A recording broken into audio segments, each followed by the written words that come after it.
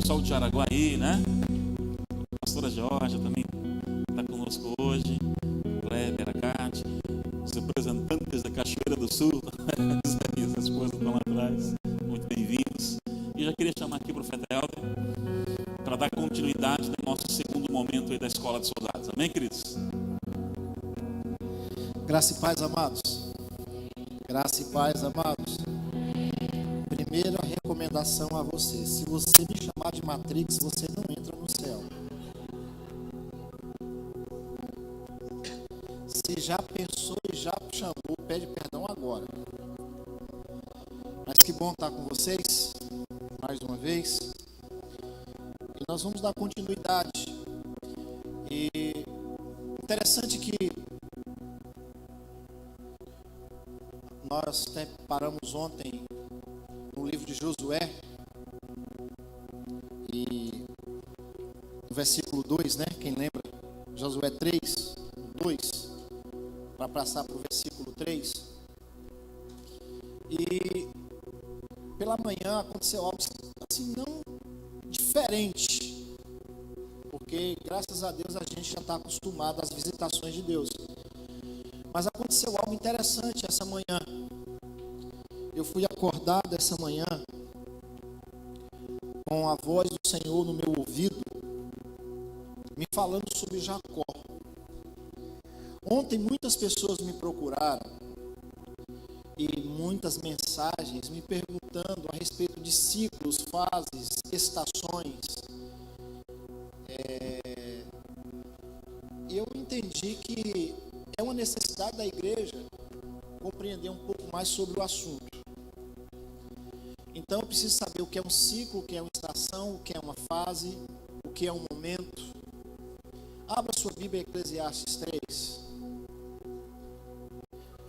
Talvez seja o texto que a gente mais fale sobre tempo.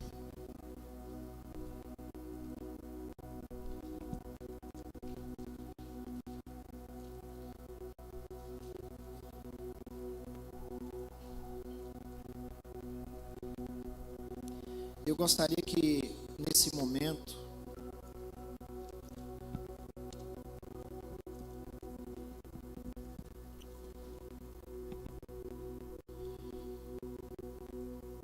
você estivesse se esforçando para se aquietar.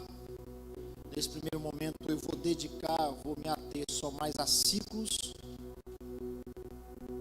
estações, períodos, fases. Você precisa entender. Então a base que eu tenho para melhor falar sobre isso é Eclesiastes 3. Para todas as realizações há um momento certo, em outras traduções falam tempo certo.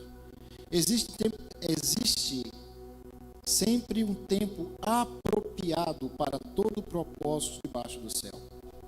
Há um tempo de nascer e a época de morrer, tempo de plantar e tempo de arrancar o que se plantou, tempo de matar e tempo de curar, tempo de derrubar, tempo de edificar, tempo de chorar, tempo de rir, tempo de lamentar e tempo de dançar, tempo de atirar pedras, tempo de guardar as pedras, tempo de abraçar e tempo de se apartar do abraço, tempo de buscar e tempo de desistir, tempo de conservar e tempo de jogar fora, tempo de rasgar, tempo de costurar, tempo de ficar quieto, tempo de expressar o que se sente, tempo de amar e tempo de odiar, tempo de lutar e tempo de estabelecer paz. Amém? Então talvez o livro de Eclesiastes seja o livro, ou pelo menos o texto, que vai mais falar sobre tempo. E quando eu entendo o tempo que eu estou, quando eu entendo a fase, o ciclo, período ou estação, fica mais fácil eu me comportar da forma adequada. Por exemplo, você não pode colher uma fruta em uma estação diferente. Fruta na estação diferente nós chamamos de temporã, é fora do tempo. A vida espiritual também obedece ao mesmo princípio. Da mesma forma que nós temos níveis, patamares, nós temos ciclos. você precisa entender e discernir dentro de você qual a fase, ou qual o período, ou qual o tempo que você está. Biblicamente, você vê algumas pessoas que saíram do tempo, e por saírem do tempo, elas perderam até a vida. Era tempo de paz, e um dos guerreiros de Davi matou um homem, o Joabe. E antes de Davi morrer, ele fala: olha, não poupe mais Joabe, porque em tempos de paz ele fez guerra. E quem não obedece o tempo em relação a isso não é confiável. Você entendeu o que eu disse? Porque talvez a grande arma do inimigo para minha vida e para a sua vida, seja nos tirar do tempo de Deus. Quando ele não consegue segurar, ele empurra. O desalinhamento do tempo nos faz ter perdas. Adiantado demais, eu posso colidir. Atrasado demais, eu perco a visitação. Eu perco as dispensações. Interessante, se você for estudar a história da igreja, há 7 dispensações. Cada dispensação marcando um período. Hoje a igreja, ela não consegue entender qual a dispensação que ela está. Entendemos que é a dispensação da graça, mas nós barateamos tanto a graça que está tudo misturado. A graça se tornou permissividade. Então, quando nós falamos sobre transições, e a pergunta é: quando é que eu sei o tempo de transicionar? Quando acontece a necessidade de transicionar? A natureza, queridos, ela começa a impor isso desde sempre. Já está intrínseco dentro do ser humano, assim, intrínseco na própria natureza, a mudança. Interessante que a natureza, ela é mais organizada e ela faz as transições com tanta maestria que o ser humano não consegue acompanhar. Exemplo, uma lagarta, ela entende, quer dizer, quando eu falo entende, lagarta não entende nada, né? É instinto dela a transformação. Se ela não for comida antes, ela vai passar por um processo da metamorfose.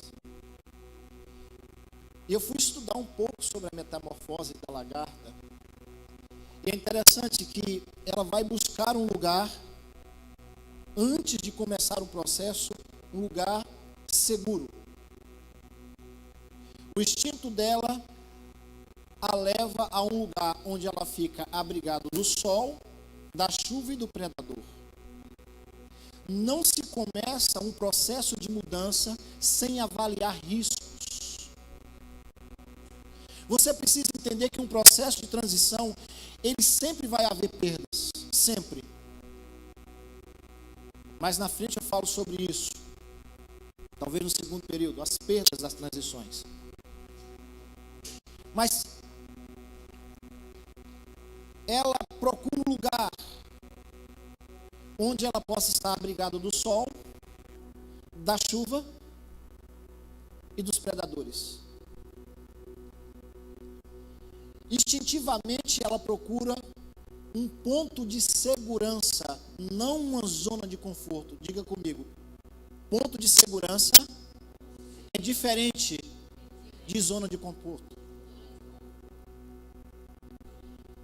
Logo depois que ela procura esse lugar, que ela acha esse lugar, ela vai comer